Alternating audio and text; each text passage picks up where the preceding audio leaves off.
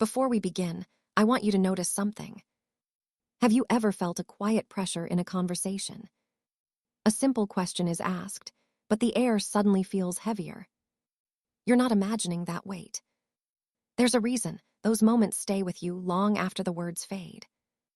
And by the end of our talk, something quiet but powerful will click into place. This isn't about gaining an advantage. This is about understanding a deeper layer of human connection that most people never see. Let's talk, calmly and honestly, about what truly draws one person to another. When someone is drawn to a person with more depth and experience, it's almost never about surface things. It's about what that depth represents: a calm steadiness, a solid sense of self, a person who knows who they are without needing applause. But here is what you were likely never taught.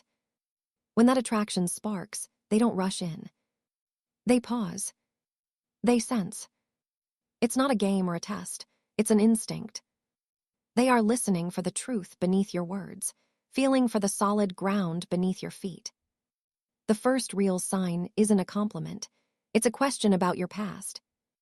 It might sound casual. What did you learn from your last relationship? Or how did that experience change you? On the surface, it's curiosity. But underneath, it's a probe for emotional safety. They are listening for one thing: ownership. A person who speaks with blame or bitterness, who paints themselves as the permanent victim, doesn't feel safe, no matter how confident they seem.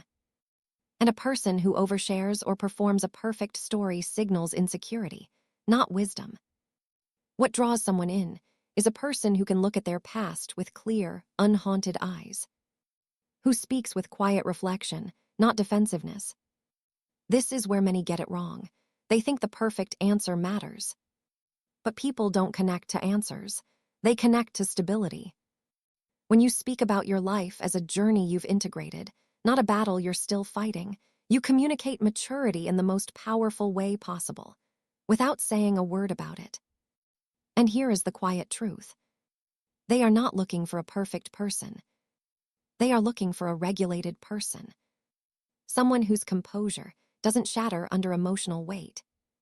Someone who doesn't retreat when the conversation turns real. That is the real difference between having lived years and having gained wisdom. The second sign is even quieter. It rarely sounds like a question. It might be a comment, almost thrown away. You seem very set in your ways, or I bet you don't need anyone. Do not mistake this for doubt. It is an invitation.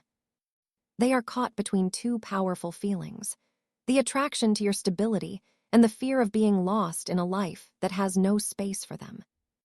In this moment, they are listening for your relationship with your own freedom. Many fail here.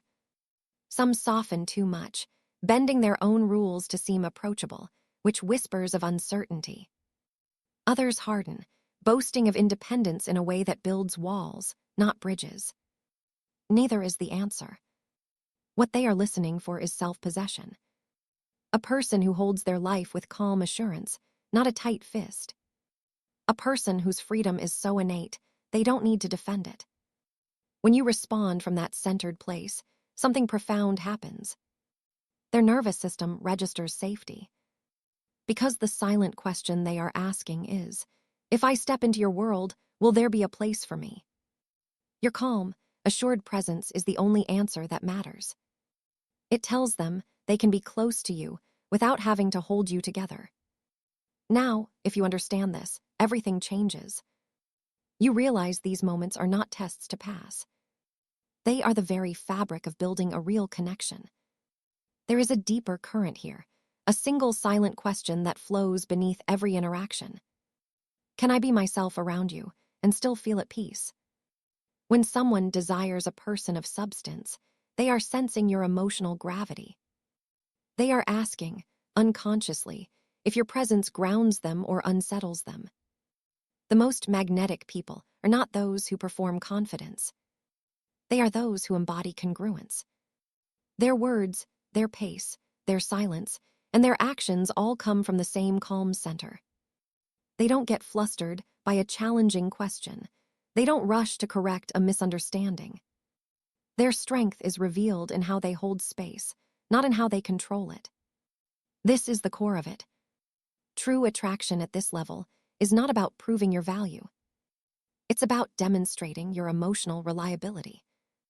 Can you be a steady harbor, not a stormy sea?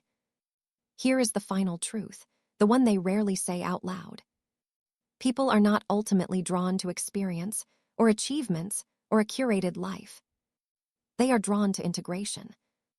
A person who has woven their joys and sorrows, their wins and losses, into a whole self. That person doesn't fear real conversations or genuine closeness. They offer a quiet, powerful assurance. You can come as you are. I will not be shaken. That is the foundation of a connection that lasts. It's not about what you say to spark interest. It's about who you have become, long before they ever ask the first question.